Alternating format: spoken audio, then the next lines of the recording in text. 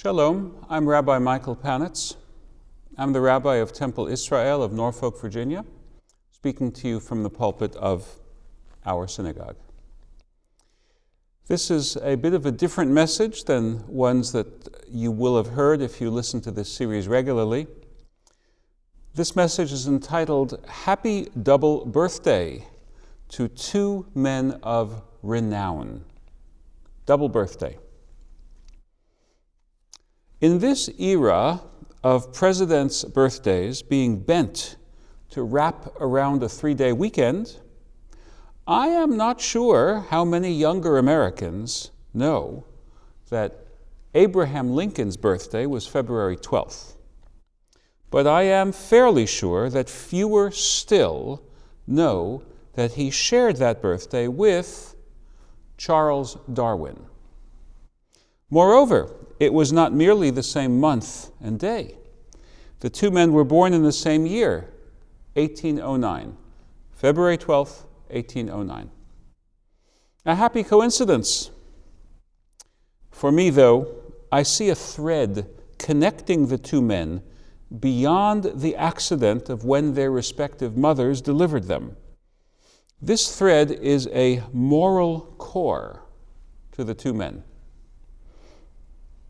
Lincoln was a man of his day, and therefore not as progressive in matters of racial equity as some of his latter-day critics would have wished him to have been. Darwin, too, was a child of his age and failed to emancipate himself from certain prejudices concerning the alleged higher intelligence of one ethnic group versus another. But the more important fact is that each man ultimately stood on the morally correct side of a major issue of the day. Each demonstrated a faith that all of humanity is ultimately a family, which is, of course, one of the central lessons of the book of Genesis. A family spanning the various groups of that people of that day and many later days called, quote, races, close quote. Lincoln. Although in his younger days Lincoln was not keen on organized religion, he grew more theologically engaged in the course of enduring the searing experiences of personal and national loss during the Civil War years.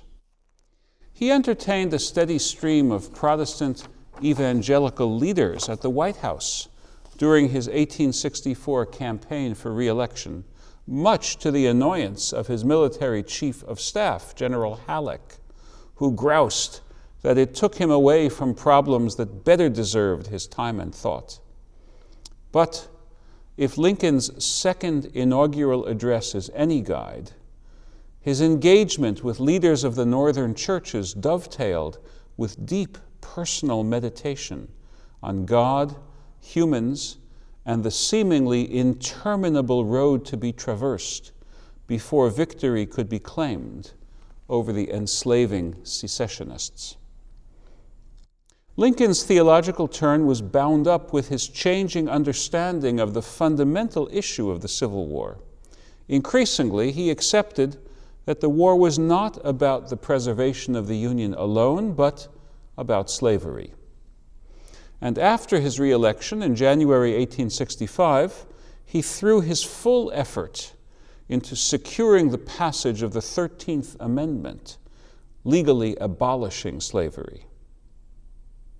In his second inaugural address, delivered March 4th, 1865, Lincoln framed the war in terms of his religious thinking about God's providential oversight of human affairs. In keeping with the commonplace of the theology of his day, and indeed of many generations, Lincoln proclaimed that God's purposes were mysterious and yet ultimately beyond criticism. He speculated that the heavy cost, human and financial, of the war might reflect God's judgment upon the sinners, both North and South, some of whom had practiced the cruelty, but all of whom had benefited from it. And now I quote from the second inaugural address. "If God wills that it continue," meaning the war, "until all the wealth piled up by the bondman's 250 years of unrequited toil shall be sunk, and until every drop of blood drawn with the lash shall be paid for another drawn with the sword. As was said 3,000 years ago, so still it must be said, quote, 'The judgments of the Lord are true and righteous altogether.'" These words are not only a masterpiece of presidential oratory, scarcely equaled in the century and 2/3 since Lincoln spoke them. They are also a religious meditation proclaiming the deep, if unconventional, piety of the president, a piety anchored in a moral sensibility. In this address, Lincoln turned preacher, exhorting the nation to recognize that the main event of their history was in fact a conflict of moral significance. Lincoln urged Americans to recognize that all humans are equal in God's sight, and therefore no one group of them may enslave another. For his part, Darwin was not at all the soulless scientist that latter-day fundamentalists charge and some atheist biologists today celebrate.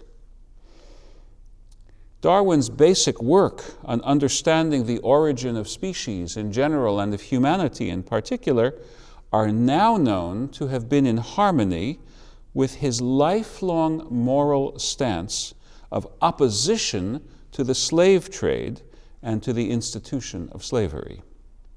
Indeed, the Darwin and Wedgwood families, the two sides of Darwin's own family tree, were among the most prominent leaders in England's abolitionist movement of the early 19th century. Darwin grew up in a household steeped in the moral passion for the restoration of human dignity to all humans. His scientific work, we now know, provided the intellectual apparatus to buttress his moral assertion that humans are all one family. Darwin's conclusion is all the more striking when we recollect that in his day it was mostly religious conservatives who insisted that humans were all descended from Adam and Eve, while the near consensus of scientific thought held that the different so-called races arose from different precursors. In the language of that day, quote, monogenesis meant one common origin of humankind. It was a church teaching. Whereas, quote, polygenesis, meaning varied origins of the different groups of humankind, was the thinking of leading biologists, such as Louis Agassiz. Today, as we know, polygenesis is the province of white supremacists, not of serious scientists. Darwin's view has become the scientific consensus. The last holdouts for the idea that the major groups of humanity evolved separately from a precursor species, Homo erectus, but evolving in different regions in different ways, that's now a shrinking minority of the scientific community.